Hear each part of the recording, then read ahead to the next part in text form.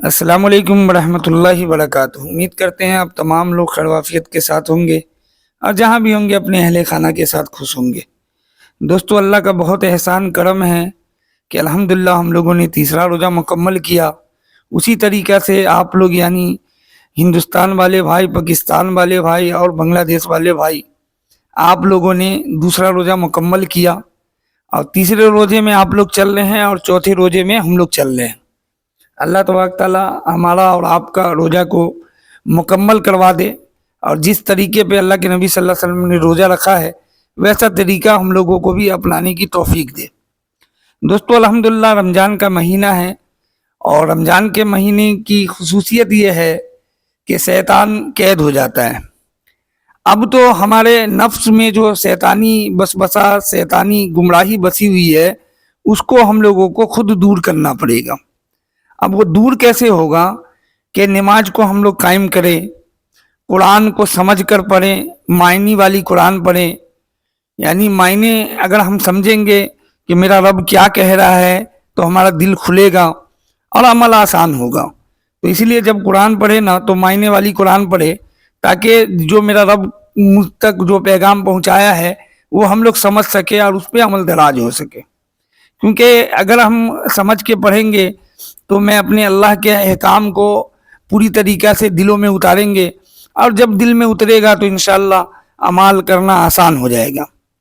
دوسری بات یہ ہے کہ خود پہلے عمل کریں اور حلال پر پوری زندگی گزارے، نیت، اعمال، اخلاق ہمیشہ نیک صالحہ رکھے، یہی آخرت کی جمع پوجی ہے۔ دوستو، ہمیشہ یاد رکھے، ہمیں جو بھی حرام، گناہ، شیطانی فطرتیں کرتے ہیں دنیا میں، اس کا سبھی کو اثرات ہمارے یا ہمارے پریوار پر بالکل نظر آتا ہے۔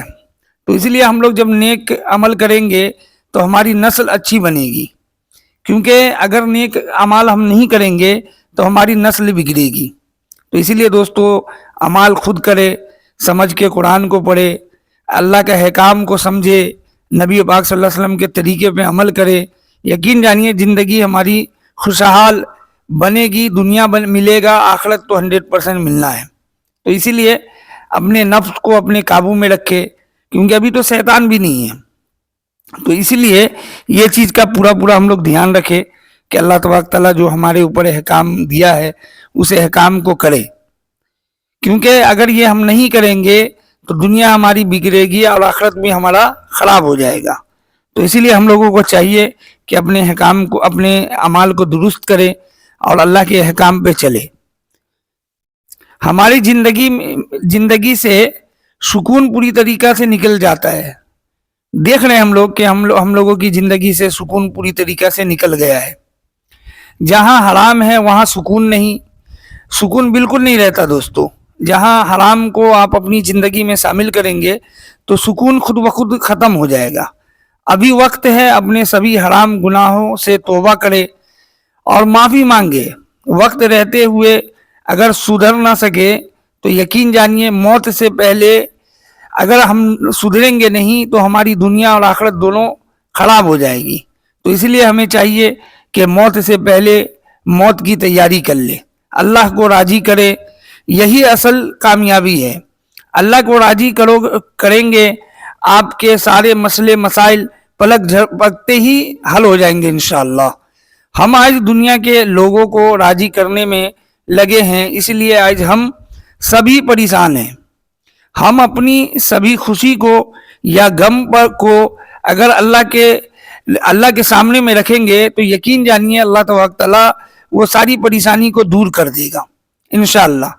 تو اس لیے سب سے پہلے ہماری جو بھی پریشانی ہے، جو بھی دقت ہے، جو بھی معاملات ہیں، میں اپنے رب کے سامنے میں رکھے اور رب سے اس کو حل کروائے، تو یقین جانیے بہترین حل اللہ تعالیٰ ہمارے لیے کرے گا، بہترین راستہ نکالے گا، اور یقین جانیے اس میں ہمیں دلی سکون بھی ملے گی، ہماری دنیا بھی اچھی بنے گی، آخرت بھی اچھا بنے گا۔ ہمارے میں آج ایمان، اسلام بالکل نہیں ہے۔ کیوں نہیں ہے؟ کیونکہ ہم نے اللہ سے ڈرنا چھوڑ دیا۔ ہم دنیا کے سامنے میں جھکتے ہیں، دنیا سے اپنے مسئلے مسائل کو حل کرانا چاہتے ہیں۔ یہی مسئلہ ہے کہ آج ہم لوگ پوری طریقہ سے پریشان ہیں۔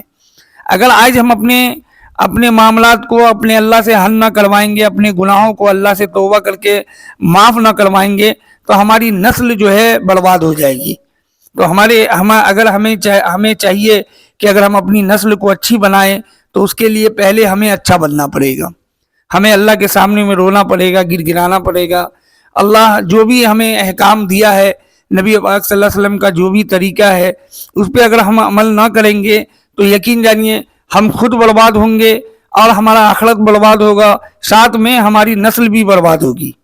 تو اس لیے ہم لوگوں کو چاہیے کہ ہم لوگ اپنے نسل کو بچانے کے لیے، اپنی آخرت کو بچانے کے لیے پہلے اپنے گناہوں سے توبہ کرے، اپنی زندگی کو اللہ کے نبی صلی اللہ علیہ وسلم کے طریقے پہ چلنے والا بنائیں، تاکہ ہماری آخرت درست ہو جائے گی۔ دوستو الحمدللہ ثم الحمدللہ، رمضان کا بابرکت مہینہ چل رہا ہے۔ اس میں یقین جانیے کہ اگر کوئی آدمی اپنی مغفرت نہیں کروا پایا تو اس سے بڑا بد نصیب دنیا میں کوئی نہیں ہے۔ تو اسی لیے ہم لوگوں کو چاہیے کہ آج ایک مہینے کے لیے ہم لوگ یہ دماغ میں ایک چیز بسا لیں کہ بھائی ہمیں اپنی گناہوں کو اللہ تبارک تعالیٰ کے سامنے میں رکھ کے اس کی معافی طلب کرنا ہے اور اس کو معاف کروا لینا ہے، اپنی آخرت کو درست کروا لینا ہے، اپنی زندگی کو نبی پاک صلی اللہ علیہ وسلم کے طریقے پہ چلنے والا پوری طریقے سے چلنے والا بنا لینا ہے، تبھی ہماری آخرت اچھی بنے گی۔ اور الحمدللہ جب آخرت اچھی بنے گی تو دنیا ہمارے قدموں میں آئے گی۔ تو اسی لیے دوستو ہم لوگوں کو چاہیے کہ ہم لوگ اپنا جو بھی معاملات ہیں، جو بھی ہم لوگوں نے گناہ کیا ہے رات کے اندھیرے میں، دن کے اجالے میں، کسی کو میں نے برا بھلا کہا ہے، آپ نے کسی کو گالی دیا ہے، کسی سے جھگڑا ہے، کسی سے لڑا ہے، کسی کا مال بے ایمانی کر لیا ہے، کسی کو دھوکہ دے دیا ہے، تو ہم لوگوں کو چاہیے کہ ان تمام لوگوں سے رابطہ کر کے ان سے معافی طلب کرے، پھر اللہ کے سامنے میں آئیں اور اللہ سے معافی طلب کرے۔ یقین جانیے اللہ تبارک تعالیٰ بھی معاف کر دے گا، اور جو بندہ کے ساتھ آپ نے ایسا کیا ہے، یقین جانیے یہ مہینہ ایسا ہے کہ اللہ سب کے دل کو نور سے بھرتا ہے، تو اس لیے وہ بھی آپ کو معاف کر دے گا۔ تو اسی لیے ہم لوگوں کو چاہیے دوستو کہ اپنے اعمال کو درست کر لیں۔ اگر آج ہم اپنے اعمال کو درست نہیں کرتے ہیں تو یقین جانیے ہماری آخرت خراب ہو جائے گی، اور جب آخرت خراب ہو جائے گی تو دنیا آپ کو کیا ملے گی؟ بالکل نہیں ملے گی۔ پہلے ہم آخرت کے لیے محنت کریں گے تو یقین جانیے دنیا اللہ تبارک تعالیٰ ہمارے قدموں میں ڈال کے دے گا۔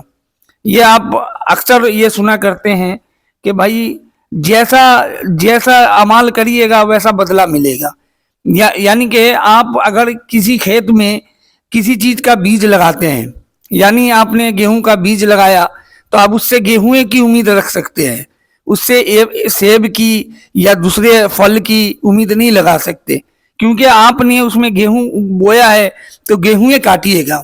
اسی طریقہ سے جب ببول کا پیڑ لگائیے گا تو اس میں کانٹا ہی ملے گا، اور اگر اس میں آپ دعا راتوں دن کیجئے کہ آم پھل جائے تو نہیں پھلے گا، کیونکہ بھائی وہ ببول کا پیڑ ہے۔ تو اس لیے اپنی زندگی کو جس طرح سے اچھے طریقے سے گزاریں گے، نبی پاک صلی اللہ علیہ وسلم کے طریقے پہ گزاریں گے، تو یقین جانیے ہماری دنیا اور ہماری آخرت دونوں مضبوط ہو جائے گی۔ ایک حدیث سناتے چلوں، نبی پاک صلی اللہ علیہ وسلم نے فرمایا سحری کھایا کرو، سحری میں برکت ہوتی ہے۔ تو دوستو بہت سارے لوگ ایسے ہیں ہمارے کہ جو سحری کھانا پسند نہیں کرتے، کہتے ہیں نہیں ایک بار کھا کے سو جاؤں گا، اور پھر اسی سے روزہ رکھتے ہیں۔ تو سحری کھانے میں یہ نہیں ہے کہ آپ بہت کچھ کھائیے، لیکن جتنا ہو سکے کم سے کم میں، زیادہ سے زیادہ میں جو آپ کو اللہ نے دیا ہے اس کے وسعت کے حساب سے کم سحری کھایا کیجیے، کیونکہ یہ برکت والا کھانا ہے، اور برکت والے کھانا سے محروم نہیں ہوا کریں۔ تو سحری کھایا کریں، اور اس ناچیز کو بھی دعا میں یاد رکھیں۔ اللہ تعالیٰ ہمیں آپ کو نبی پاک صلی اللہ علیہ وسلم کے طریقے پہ پورا چلنے والا بنائیں۔ اور دوستو اپنے بھائیوں، اپنے رشتہ داروں تک بھی یہ ویڈیو کو شیئر کریں۔ جزاک اللہ۔ السلام علیکم ورحمۃ اللہ وبرکاتہ۔